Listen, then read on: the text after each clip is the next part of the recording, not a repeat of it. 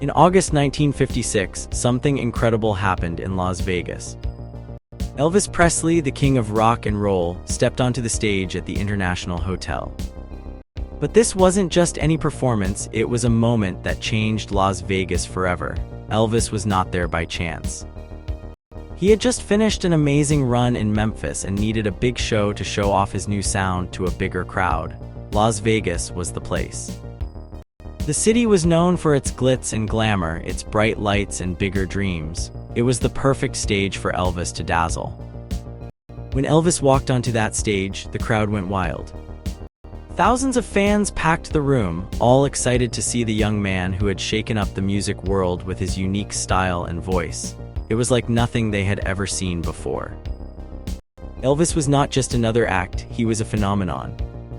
Dave Clark of the British band The Dave Clark Five was in town and managed to meet Elvis backstage. He was blown away. "I went in expecting the impossible," he said. "He was as good as I expected him to be, and even better, he was magic." Elvis had a special way with music, a charisma that left everyone wanting more. Musicians who met Elvis were often left in awe. Tom Jones, another famous singer, was impressed by Elvis's control over his voice. Jones said Elvis at least knew how to do it vocally without wrecking himself, but Jones also knew the cost of such talent. He later faced voice problems from performing too much, unlike Elvis, who knew how to pace himself. For young musicians like Tony Brown, who was part of a gospel group, seeing Elvis was a dream come true. Brown said meeting Elvis felt like meeting a saint. "He looked like $1,000,000, Brown recalled. "I was just in awe." Even teenagers like Terry Jeffrey, a big Elvis fan from Kentucky, made the trip to Las Vegas just to see him. Jeffrey's mom even borrowed money to make the trip happen. When Jeffrey finally met Elvis backstage, the king took time out of his busy schedule just for the young fan. He was that special. Elvis's Las Vegas engagement was more than just a show. It was a game changer for the city. The shows drew crowds like never before. Over 4 weeks, 101,500 people paid to see him perform. The money poured in $1,500,000 just from ticket sales, not counting tips and other spending by the fans. For a town where shows usually lost money, Elvis's visit was a huge win. Las Vegas was known for its casinos, but Elvis showed there was more to attract people. Fans came just to see him, not to gamble. They ate, drank, and bought souvenirs. The whole city buzzed with energy. Hotel owner Alex Schufe knew right away that Elvis was worth the bet. He quickly made a deal with Elvis's manager, Colonel Parker, for more shows. Elvis would come back every year for 4 weeks, with his pay rising to $125,000 a week, a staggering $1 million a year. Colonel Parker, known for his sharp business sense, made sure Elvis stayed away from the city's shady side. He kept Elvis focused on his music and business, even protecting him from the mob, which Parker also had dealings with. Parker understood the value of Elvis, not just to the music world, but to the economy of Las Vegas. Elvis's impact on Las Vegas was immediate and lasting. The city, known for its high-stakes gambling, found a new formula for success: combine glamour with music, and the crowds would come. Elvis Presley didn't just perform in Las Vegas, he transformed it. He showed that entertainment could be a powerful force, bringing people together and making a city shine brighter than its famous lights. Elvis Presley was basking in the glory of coming back to perform in Las Vegas. He told a British journalist that it wasn't about the money. He had been itching to perform live again since 1965. He felt the time was right and the urge was too strong to ignore. For Elvis, the money was not the focus. The Colonel, Elvis's manager, was by his side during this time. When asked about Elvis's desire to come back, the Colonel laughed and said, "He can spend all his money if he wants. I wouldn't care." The Colonel believed in Elvis more than any financial gain. After his initial performances, Elvis stayed in Vegas for a few more days. This extra time allowed him to relax and enjoy the city without the chaos of his fans.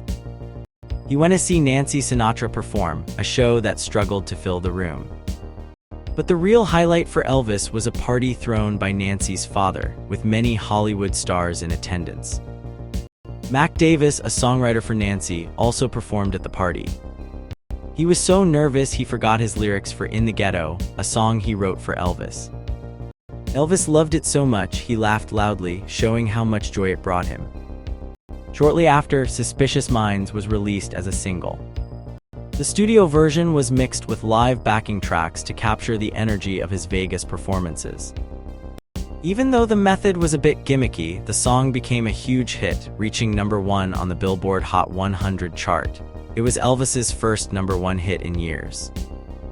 In October 1969, RCA released a live album from Elvis's Vegas shows, titled From Memphis to Vegas, From Vegas to Memphis. It included songs from his time in Vegas and some from studio sessions.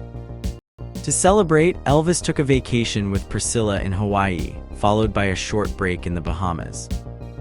But he returned to Vegas multiple times that fall, enjoying the spotlight without Priscilla.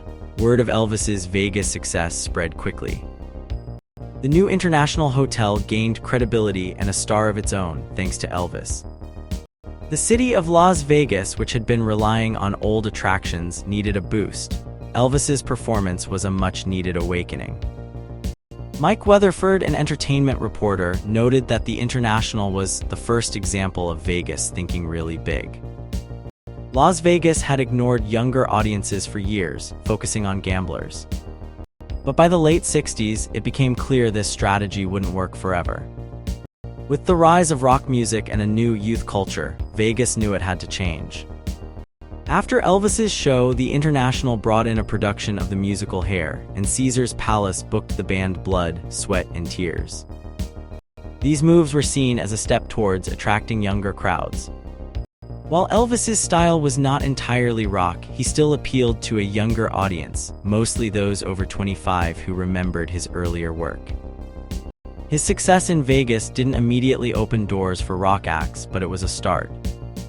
Major rock stars like the Rolling Stones and Led Zeppelin still avoided Las Vegas, but the city was beginning to take notice of changing tastes. David Dalton, a music critic, wrote that Las Vegas was a thirst-demented prospector's hallucination, with its neon lights and casinos. While some critics disdained the city, they couldn't deny the impact of Elvis's return. His performances showed that Vegas needed to adapt to stay relevant. The city's future depended on embracing new sounds and attracting a younger crowd. Elvis's comeback was more than just a money-making venture. It was a turning point for Las Vegas, signaling a shift towards a new era of entertainment. Although not every rock star followed suit, Elvis's success showed that change was possible. The city that once relied on gambling and older acts was now considering a brighter, more diverse future. Elvis Presley's return to Las Vegas was a big deal. For a long time, Vegas was seen as a place where older rock stars went when they were done with their big tour. It was thought that playing Vegas meant you weren't a top artist anymore, but Elvis changed that idea. Even though he had been out of the spotlight for years, he became a huge draw again. He could fill big arenas and sell lots of tickets, showing that Vegas could still be a powerful place for top performers. Jerry Schilling, who worked with Elvis, noted that before Elvis, Vegas was seen as low-level entertainment. But Elvis showed that if you were a legendary artist, Vegas could still be a great place to perform. He proved that Vegas could host big shows with elaborate sets and great audiences, even without the need for complex stage effects. Elvis's shows were energetic and captivating, setting a new standard for what a Vegas performance could be. When Elvis started performing in Vegas, not everyone was happy about it. Some longtime Vegas residents saw him as an outsider, someone who didn't fit the city's fancy image. They thought he was uncultured and didn't understand show business. However, Elvis tried to be friendly and supportive. He would send messages and flowers to other performers, showing he cared about the Vegas community. This made many people like him, despite their initial reservations. Elvis often visited other shows in Vegas, sometimes even joining them on stage. This created excitement and drew larger crowds. For instance, when he surprised the Righteous Brothers on stage, it drew even more people to their show. This kind of interaction showed that Elvis was not just about his own performance, but also about boosting the entire Vegas entertainment scene. Elvis's shows in Vegas marked a big shift in how people thought about performances there. Instead of small, intimate settings, Elvis brought a rock concert feel to the stage. His shows were big and energetic, with a full band and orchestra. This was different from the sophisticated, low-key vibe that used to define Vegas acts. Elvis's approach showed that Vegas could host high-energy, rock-style performances that drew huge crowds. His schedule in Vegas was also groundbreaking. He set a pattern by performing 2 4-week engagements a year, one in winter and one in summer. This was like the modern concept of residencies that later stars like Celine Dion would use. People started planning their trips to Vegas just to see Elvis, which showed how much of a draw he was. Even those who didn't like Elvis would send their wives to his shows, hoping to impress their partners. Casinos would give away free tickets to high rollers, creating a win-win situation. However, Elvis's Vegas stint wasn't without its critics. Many in the rock world saw his success there as a step backward. They felt his style and the Vegas setting were far from the rebellious, artistic spirit of rock music. For them, rock was about expressing oneself and making social statements. Elvis, with his focused goal of just singing, seemed to miss the point of this movement. Yet, Elvis used Vegas to reach a wide audience. He was inclusive, performing for everyone, from rock fans to those who preferred more traditional music. This was a big change from the 1950s when Elvis first split the music world between older audiences who liked pop standards and younger fans who embraced rock and roll. By the late 1960s, rock had become mainstream, while traditional crooners were fading away. Elvis's Vegas shows symbolized this shift, showing that even iconic rock stars could find a place in the broader, more inclusive entertainment landscape of Las Vegas. In the end, Elvis's time in Vegas was not just about his shows. It was about proving that a city known for its glitz and glam could also be a place for legendary artists to thrive. His legacy there helped change the perception of Vegas in the entertainment world, making it a destination for big-name acts and a symbol of the entertainment industry's evolution.